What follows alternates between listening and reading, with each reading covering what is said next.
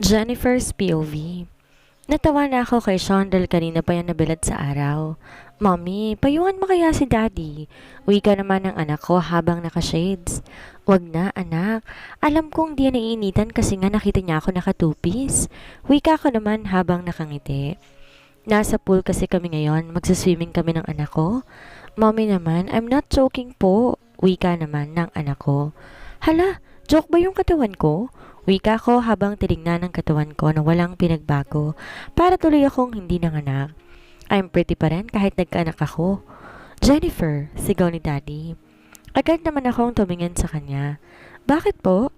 Wika ko naman habang maarteng nakatingin sa kanya. Magbihis ka doon. Alam mong busog na busog ang mata ng lalaking yan. Wika naman ni Daddy. Sus, Han, kahit ipabihis mo yung anak mo, nakita yan ni Sean noon pa. Kaya ka sila nagkaanak dahil nilantad ng anak mo yung paraiso niya eh. Wika naman ni Mommy. Nako, honey, hindi pwede to. Wika naman ni Daddy. Anong hindi pwede? May anak na yan sila. Pabayaan mo na nga sila. Di naman ikaw ang nabuntis ni Sean para ikaw yung magalit. Si Jennifer nga, kita mo naman, lumalandi-landi pa kay Sean, nagpapaakit-akit pa yan. Wika naman ni Mommy. Nakasimangot ako dahil sa sinabi niya tungkol sa akin. Sean, iho, tama na yung pagsisibak mo ng kahoy. Okay na yan. Kanina ka pa dyan, baka mapano ka. Magpahinga ka na, okay na. Pasok ka na sa pamilya. Wika naman ni Mommy. Yehey! Thank you, pretty nana. Wika naman ni Shanti. Bolero talaga tong anak ko. Mas magaling pa siyang mambola kaysa sa akin eh. Si Mommy naman, paniwalang paniwala siya sa mga sinasabi ng anak ko. Okay lang po, tita. Wika ni Sean habang tagaktak ang pawis niya. Okay na, iho. Huwag mo nang sayangin yung lakas mo. Magbihis ka na't mag-ayos. Naku, huwag kang maniwala kay tito mo. Wika naman niya kay Sean. Natawa ng bahagya si Sean dahil sa sinabi ni Mommy sa kanya.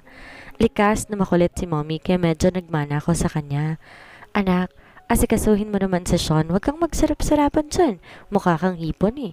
Kulang na lang iprito kita. Wika naman niya sa akin. Narinig ko naman ang pagtawa ni Sean ng bahagya. Umirap na lang ako sa kanya dahil nagawa niya pa akong tawanan eh. Tumayo na ako at nagtungo na sa loob. Nagbihis ng damit at lumabas na para paghandaan ng makakain at maiinom si Sean. Isang oversized shirt na ang suot ko at di na ako nag-short dahil magsaswimming pa naman ako mamaya. Nagawa lang ako ng sandwich at juice para kay Sean. Kumuha na rin akong tuwalya pang punas niya ng pawis sa katawan niyang super hot. Hey, stop mo na yan. Itong tuwalya mo, magpunas ka muna. Wika ko naman kay Sean. Anak, ikaw na magpunas, tingnan mo. Namumulang kamay niya dahil sa sobrang pagsibak ng kahoy. Naku Jennifer, ako noon, hindi ko inaya ng daddy mong mapawisan. Wika naman niya sa akin. Napairap na lang ako dahil si Mommy, kinukumpara niya ang kapanahunan niya sa kapanahunan ko. Diba, honey? Pakisabihan mo yung anak mo kung paano kita minahal at inalagaan ng sobra. Wika niya at umupo naman agad sila sa upuan. May 6 kasing upuan sa isang lamesa na to, kaya kasya kami. Umupo na rin si Sean at siya na nagpunas sa katawan niya na sobrang pawis. Ahem. Oo nga. Maalaga yung mommy mo. Sambet ni Daddy na mukhang napipilitan pa dahil masamang nakatingin si mommy sa kanya. 'Di ba? Sabi ko sa'yo, Jennifer, naku, kaya ikaw mahalin mong asawa mo.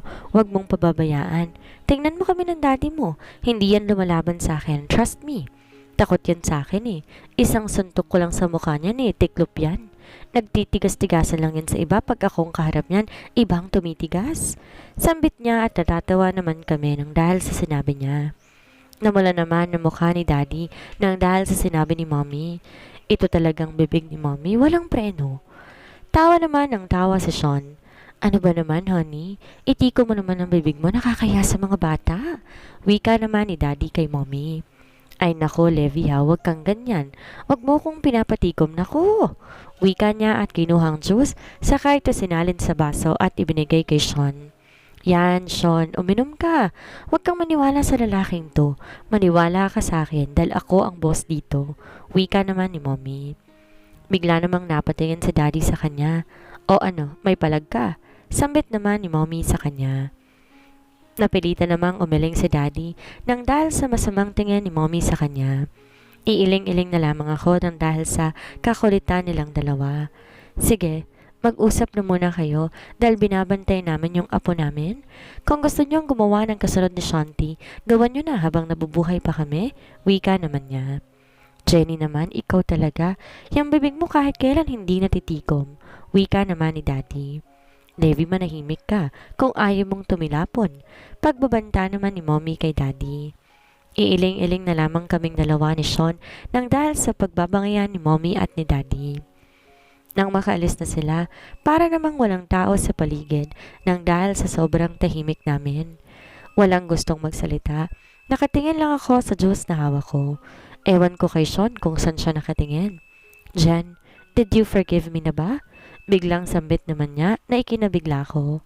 Gusto kong sumagot ng oo, pero gusto ko munang magpakipot. Aba, talagang Pilipina tayo. Hindi dapat tayo basta-basta sumusuko. Walang ganyanan.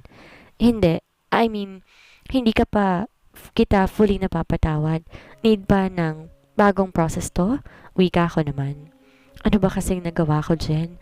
Talaga namang hindi ko alam kung saan nilagay ni Apollo si Astrid ng mga panahong yun. Tsaka, alam ko ba ang plano ni Apollo noon na ibalik niya si Astrid? Kaso, nauna naman si Astrid na di niya nahintay yung sorpresa ni Apollo sa kanya. Wika naman ni Sean. Bigla naman akong napatingin sa kanya. Bakit ngayon mo lang sinabi sa akin to? Wika ko naman. Paano ko sasabihin sa'yo? Hindi na kita makontak. Nakaalis na rin ako sa Pilipinas na mga oras na yun. Munti ka na akong mabaliw sa sobrang pagmamahal. Wika naman niya sa akin. Di naman ako makatingin sa kanya dahil nagigilty ako sa ginawa ko. Alam ko kasi hindi sapat na rason yung mga yon para iwanan siya, pero para sa akin, sapat na yung rason. Iba-iba naman ang level of emotions ng tao Tumayo naman na ako. Magpahinga ka na lang muna. Wika ko naman at tumalikod na. Tinawag niya ako pero di na ako lumingon pa. Umalis na ako at nagtungo na lang sa kwarto. Hays, eto na naman. Bumibigat na naman ang dibdib ko dahil sa sobrang guilty ko. Apollo's POV. Nakaporma na kami at nandito kami sa labas ng bahay ni Astrid. Ano, ready na ba kayo? Tanong ko naman sa mga kaibigan ko. Napatingin sila sa akin na hindi mapakali. Halatang kinakabahan ako sa ginagawa ko. Niloloko mo ba kami? Ikaw atang kabadong-kabado dyan Tapos kami pang tatanungin mo ngayon kung ready kami? Sambit naman ni Miko sa akin. Napabuntong hininga na lamang ako dahil sa sobrang kaba. Pagkatapos din ng pangharana namin kay Astrid, haharanahin din namin sa Jennifer. Ano, Apollo? Okay na ba? Ready ka na ba? Tanong naman ni Liam sa akin. Tumango naman ako ng bahagya. Nagsimulang tumugtog si Liam gamit ang drum. Simpleng Tulad Mo by Daniel Padilla. Alam mo bang may gusto akong sabihin sa'yo? Panimula ko at nakangiti ako habang kinakanta ang unang stanza. Magmula nang nakita na mula ko habang kinakanta ang parte ng kantang ito. Dahil totoo ang parte na ito, mas lalo siyang gumanda ngayon. Natapos ko ng kanta at nakita ko naman siya napapalabas na.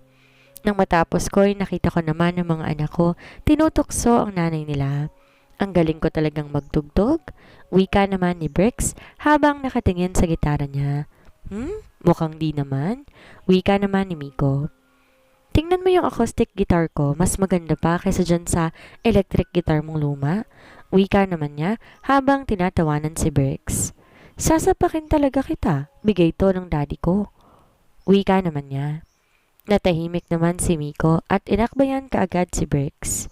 Kung di ko lang sila kaibigan at hindi ko lang sana sila lubusang kilala, baka aakalain kong bakla itong dalawa Ayan, bumaba na si Astrid. Wika naman ni Liam. Wala sa Sean. Dito naghahanda din kasi siya para sa gagawin niyang harana kay Jennifer. Pagkatapos sila dito, agad naman silang tutungo kay Sean. Talagang nakaback up sila sa mga gimmick namin, kaya masaya ako dahil may kasama ako sa laban na ito at sana naman maipanalo ko. Nang makalabas na ng tuluyan si Astrid, agad ko naman binigay sa kanya ang bulaklak na binili ko kanina. Thank you, wika niya habang nakangiti ng matamis. Ano, iiwan na namin kayo. Maglaro muna kayo ng mahal-mahalan. Pero sana naman wag triplets agad grabe naman yan. Wika naman ni Brix. Binatukan siya ni Liam dahilan upang umaray siya. Natawa na lamang kami dahil sa mga siraulo kong kaibigan. Hindi ko alam anong nakain ng mga to. Nag-abala ka pang gawin to? Wika naman ni Astrid sa akin. Di ka naman abala sa akin eh. Wika ko naman habang nakatingin ng malapad sa kanya. Nakita ko ang pamumula ng pisngi niya. Maya-maya pa bigla namang sumulpot yung tatlo. Daddy! Masaya nilang wika sa akin. Ang handsome po ng suot mong ganyan. Wika naman ni Ira sa akin. Ngumiti naman ako at hinalikan siya sa noo. I love you, baby. Hihiramin ko muna ang mommy ninyo dahil may date kami ngayon. Wika ko naman sa mga anak ko. Tumango naman sila bilang tugon sa sinabi ko. Agad-agad ko namang niyaya si Astrid na sumakay sa kotse ko. Bago kami umalis, sinalikan ko sila isa-isa sa noo at nagpaalam na kami ni Astrid. Pumasok na ako at agad pinandar ang kotse ko. Di naman siya nagsalita at nakayuko lamang siya habang nakatingin sa mga bulaklak na ibinigay ko sa kanya. Do you like it? Tanong ko naman sa kanya. Aha, wika naman niya sa akin. Agad naman siyang tumingala at tiningnan ako ng seryoso. Why did you do this? Wika naman niya. To make you mine again. Wika ko naman habang seryosong nakatingin sa kalsada. Hindi na siya ulit nagsalita. Maya-maya pa, nakarating naman agad kami sa pupuntahan namin. Nasa itaas kami ng bundok, nakita ang buong syudad at malakas din ang hangin sa lugar na ito. Agad ko naman siya na pinaupo sa upuan niya. Thank you, wika naman niya sa akin. Agad naman akong umupo at tumingin ako sa kanya na seryoso. Don't stare at me like that. Wika niya habang naiiling at agad tumingin sa ibang direksyon. Hindi ko mapigilan. Sobrang ganda mo and I can't stop myself staring at you. Wika ko naman kay Astrid. Dami mong sinasabi. Mag-order ka na ng pagkain kasi gutom na ako. Wika naman niya sa akin. Natawa ko ng bahagya nang dahil sa sinabi niya sa akin. Tinawag ko ng waiter at agad na nag-order ng gusto niyang kainin. Maya-maya pa, dumating na rin ang order namin at nagsimula na kaming kumain. Do you really love me? Bigla niyang sambit sa akin. Napatingin naman ako sa kanya at binitawan kong steak na kakainin ko na sana. Do you think gagawin kong lahat ng to kung di kita mahal? Do you think magpapakahirap ako para makuha ka lang kung di kita mahal? Wika ko habang nakatingin ng seryoso sa kanya. A lot of pretty and kind girls around the world, but I don't care about them. All I need is you, the imperfect but perfect one for me. Wika ko naman sa kanya. Nakita ko naman ng pamumula ng mukha niya at bahagya siyang natawa. Gusto mo lang kiligin eh, wika ko naman. Kapal mo naman, wika niya naman sa akin. Natawa na lang ako nang dahil sa sinabi niya sa akin. May chance ba ako sa'yo? Tanong ko naman kay Astrid. Agad naman siyang napatingin sa akin. Let's see. Wika naman niya at nag-wink sa akin. Iiling-iling na lang ako at bahagyang natatawa. This girl is different. I love her. Liam's POV. After nung pangyayaring yon, hindi ko na alam kung anong gagawin ko dahil yung dalawa kong kaibigan ay wala talaga silang aasahan kundi ako lang. Nalilito na ako kung sinong unahin ko sa kanila. Sambit ko naman sa kabilang linya. Tinatawagan ko kasi lagi si Sam dahil siya lang ang tatakbuhan ko sa mga panahon na ito. Mabuti na lang talaga at nauunawaan niya ako. Sobrang understanding niya talaga and I love her for that. Unahin mo muna ang sarili mo. It's not being selfish, Liam. Alam naman natin na hindi po pwedeng ilabas ang info na buntis yung dalawa dahil pati ako malilintikan kina Lola. You know naman, ngayon lang ulit naging okay ang relasyon namin nila Dad. Wika naman niya. Bumuntong hininga naman ako dahil may point siya. And isipin mo na hindi sila nag-iisa. Mas malamang sila dahil nandun ang mga mommy nila. Maaalagaan sila ay ikaw. Nandyan bang mommy mo para alagaan ka kung sakaling ikaw naging ganun? Sambit naman niya sa akin. Tinatalakan na ako ng future wife ko. Wala. Pero nandyan naman ang future wife ko para sa akin. Wika ko naman habang umingiti. Ang baduy ng banat ko sa kanya pero nyeta, ako mismo kinikilig sa banat ko Iba na to. Ha? May jowa ka na? Wika naman niya sa seryosong boses. So bakit ka tumatawag sa akin kung may jowa ka na pala? Sige, I gotta go. Wika naman niya sa akin at pinatayan agad niya ako ng tawag kahit di pa niya ako pinapakinggan mag-explain sa kanya. Hays, banat went wrong. Dali-dali ko siyang tinawagan para ipaliwanag sa kanya kung ano ang ibig kong sabihin. Please, answer your phone. Wika ko naman habang hindi mapakali. Nakailang dial na ako bago sagutin ni Samantha ang tawag ko. Ano? Bakit ako pa rin ang tinatawagan mo? Eh di ba, may future wife ka naman, bakit di mo siya tawagan? Wika naman niya sa akin. Natawa naman ako dahil nai-imagine kong nakasimangot at pulang-pula na ang mukha niya ngayon dahil sa inis. Madali pa naman siyang mapikon. Oo nga, kaya nga kausap ko na siya ngayon eh, wika ko naman. Natigilan siya at matagal siyang nakapagsalita. Narinig ko naman ang tili niya sa kabilang linya. Natawa na lamang ako dahil kinikilig siya sa simpleng banat ko sa kanya. Hey, ako ba ang future wife mo? Wika naman niya sa akin. Yup, at wala nang iba. Wika ko naman kay Samantha. Ano ba? Wika naman niya sa akin. Natawa na lamang ako dahil sa inaasta niya. Gusto mo bang makita ang future husband mo? Sambit ko naman sa kanya. Pwede ko ba siyang makita? Wika niya naman. Date tayo bukas. Wika ko naman habang nakangiti. Sure, sagot niya. Hinintay ko na lang si Samantha dito sa labas ng restaurant ni Apollo dahil dito muna kami kakain bago kami pupunta ng perya. Gusto ko siyang ipasyal doon para maglaro at sumakay ng iba't ibang rides. Kanina ka pa ba naghihintay dito? Tanong niya naman sa akin. Nope, hindi naman ako napagod kakahintay sa'yo. Wika ko naman sa kanya. Natawa naman siya na may kasamang pagbablush. Ang corny mo. Yung Liam na seryoso at mature biglang naging baduy. Wika naman niya sa akin. Ganon talaga, basta si Cupido na ang pumana. Wika ko naman. Niyaya ko siya agad sa loob ng restaurant para kumain na. Mga ilang oras lang ang lumipas at agad na kaming umalis sa restaurant ni Apollo at nagtungo na kami sa perya. Do you think perya is fun? Tanong naman niya sa akin. Oo naman, sina Astrid nakapera na rin sila.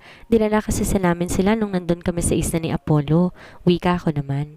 Really lang ha? Hindi pa nila naranasan magperya. Hanggang pool lang yan sila. Sa bahay nila, wala ang kathrill-thrill eh. At yung park na pinuntahan nila, slide lang at swing lang ang nandoon. Wika naman niya habang natatawa. Di ko na lang sinabi kay Samantha na nahimatay si Jen at Astrid nang sumakay sa isang rides. Baka mag-back out to. Nakarating na nga kami sa patutunguhan at agad na kaming bumaba. Oh my! Super dami naman ng mga taong nandito. Masayang wika naman niya. Agad ko namang hinawakan ng kamay niya at pumasok na kami sa loob.